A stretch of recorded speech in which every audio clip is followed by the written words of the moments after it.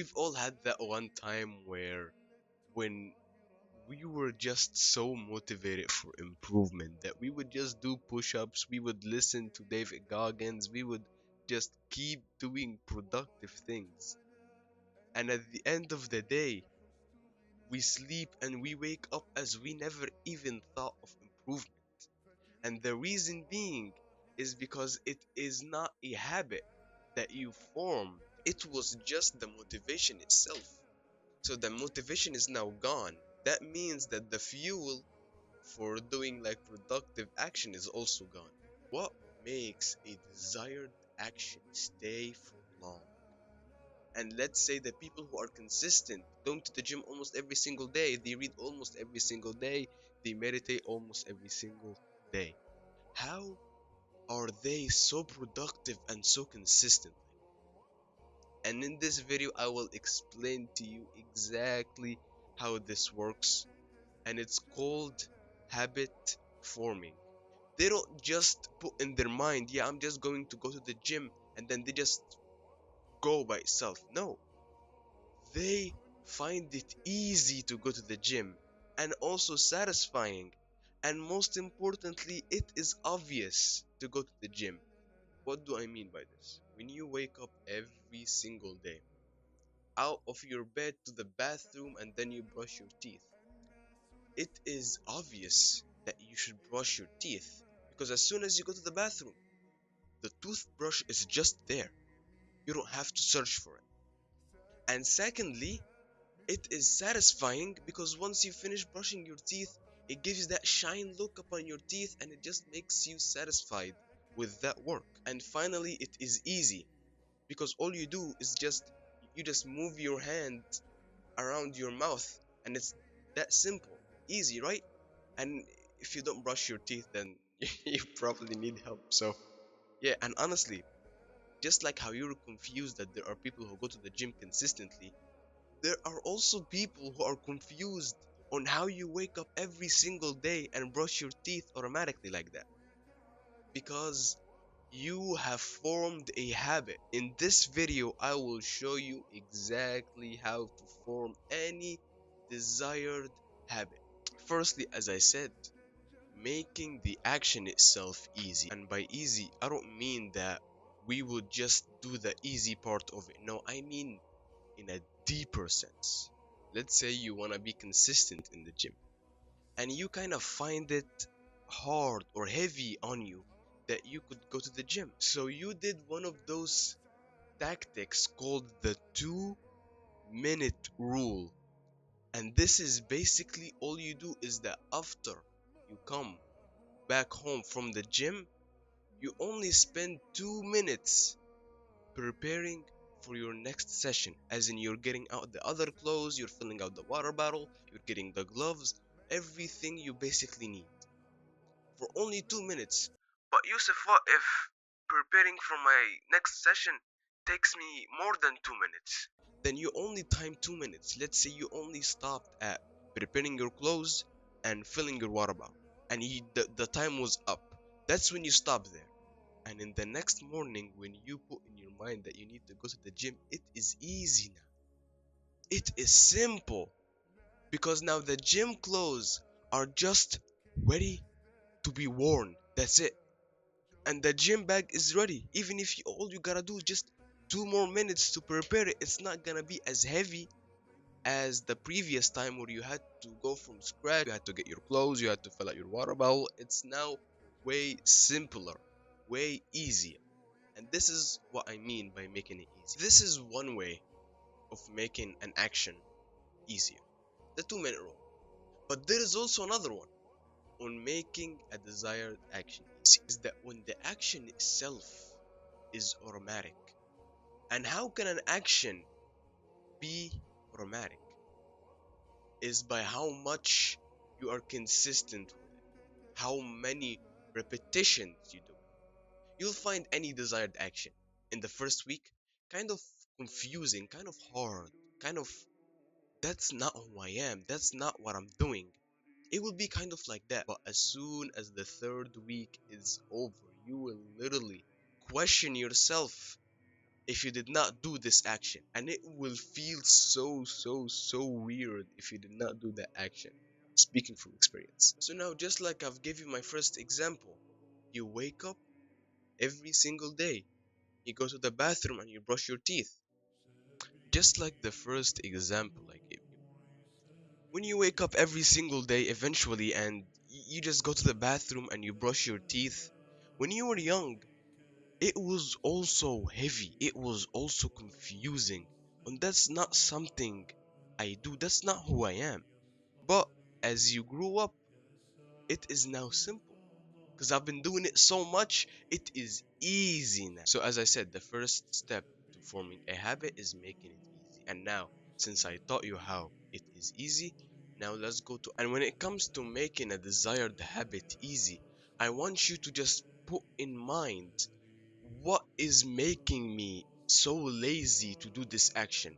And you will find that what is actually making it heavy on you, it is the friction to do the action, how many steps it takes you so you can just be ready. So if you could just decrease that much friction, then it will be easy. Let's say I want to form a habit of reading before I go to sleep. All I'm gonna do is that I'm going to reduce as much friction as I can so I can read that book. Just look how much friction there is. From my room all the way to the guest room, upstairs to downstairs. Not only that, but I also have to find the book if it's in the library. There is probably like thousands of books. You know how parents are, they just love to find the cheapest book and they just put it there. Anyway, what I would do to reduce that fraction is that I would pick out that book and I would put it in my room. And to reduce even more fraction, when I wake up, I would take that book and I would put it on top of my pillow. So before I go to sleep, it's just there. The book is just there. It is now easier to read. And to make it even more simpler, I would open the page where I'm going to start reading from. So now the first point to forming a habit is making it easy.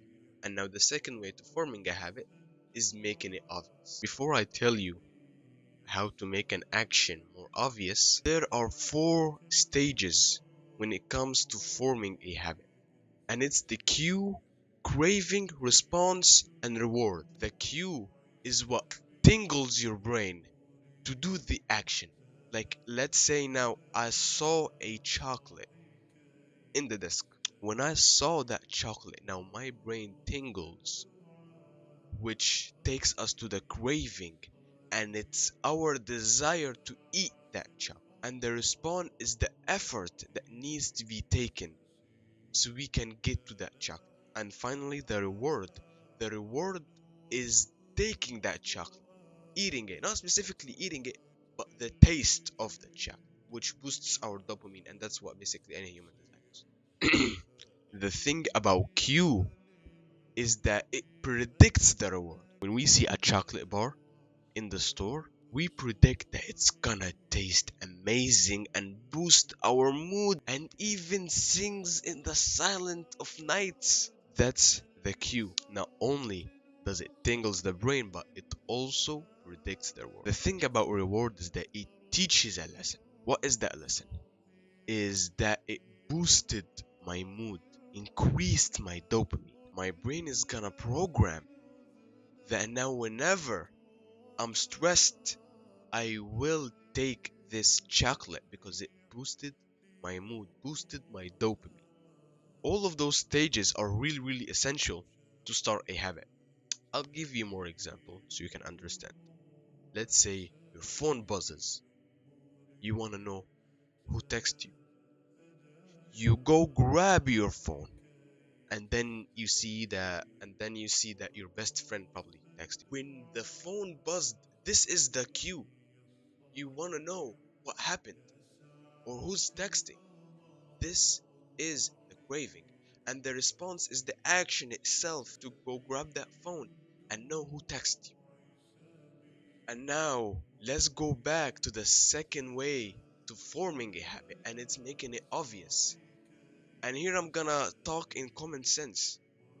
If you never even saw that chocolate, your brain wouldn't even comprehend eating a chocolate. If your phone never even buzzed, your brain won't even want to go to your phone.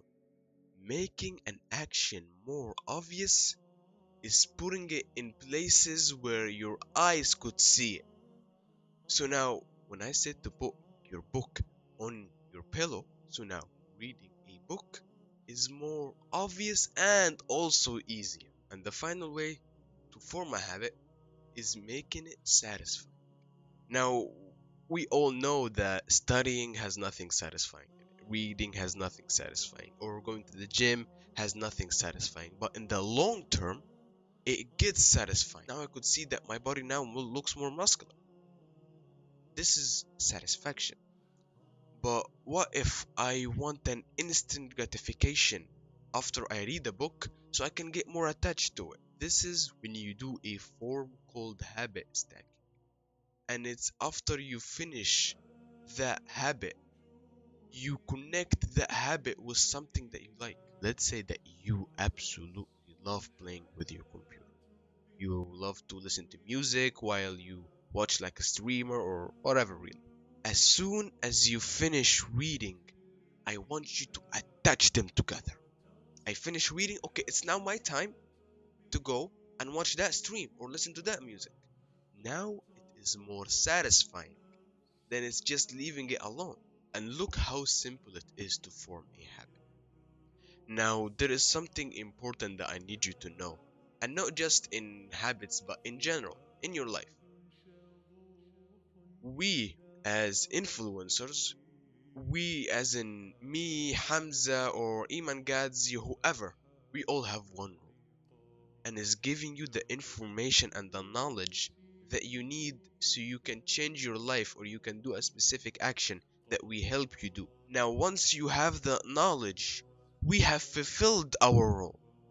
Now, you, the viewer, have the role to implement and to take actions. Because I see people literally watch videos for hours, they read hundreds of books on how to change their life, and they just never take action.